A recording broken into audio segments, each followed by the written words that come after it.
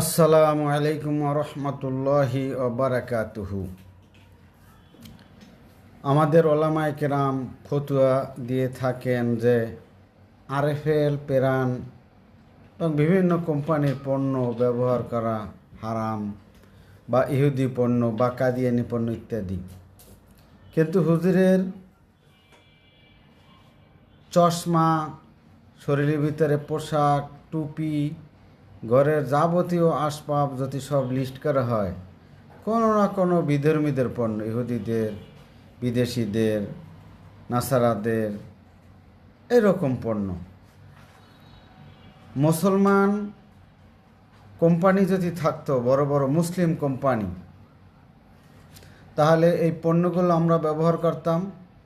একজন মুসলমান অনেক ধনী থাকতো, পরহেজগার লোক, সে এর অর্থ দিয়ে দিনের কাজ করত, সাহায্য করত, মুসলমানের ক্ষতি করত না। যেমন বাংলাদেশে একটি কোম্পানি আছে আকিজ গ্রুপ। এই মালিকরা একটু পরহেজগার, দিনদার, দিনের সাথে জড়িত, মসজিদ মাদ্রাসার অনেক খেদমত মাহফিল ইত্যাদি করিয়া থাকেন। এইরকম যদি অন্যান্য কোম্পানিগুলোর মালিক মুসলমান থাকতেন, তাহলে এরকম দিনের, মানুষের, মানবতার কল্যাণ হতো।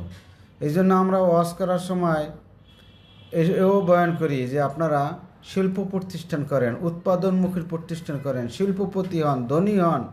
এটা মুসলমানের কর্তব্য, এটা মুসলমানের ফরজ, এটা মুসলমানের ধনী হইতে হবে, এখন শক্তিশালী হইতে হবে।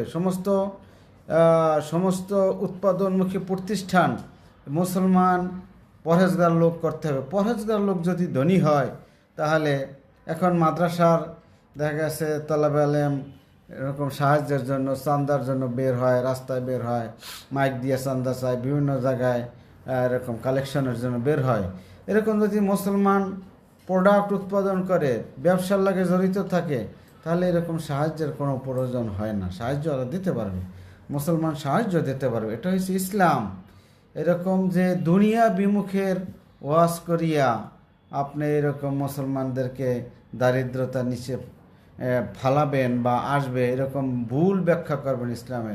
হাদিসে আছে কোয়াদাল ফাকরা ইয়াকুনা কুফরান, ফকিরি হালত হয়েছে কুফরি দরজায় পৌঁছেই দেয়।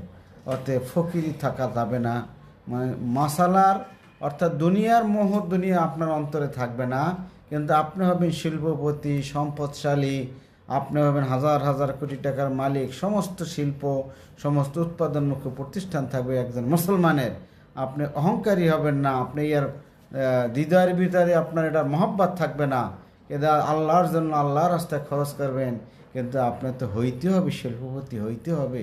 এই জন্য উদ্যোগ গ্রহণ করতে হবে, উৎসাহ দিতে হবে, উদ্দীপনা দিতে হবে, উদ্যোগ গ্রহণ করতে হবে। এগুলো না আমাদের করা খুবই জরুরি।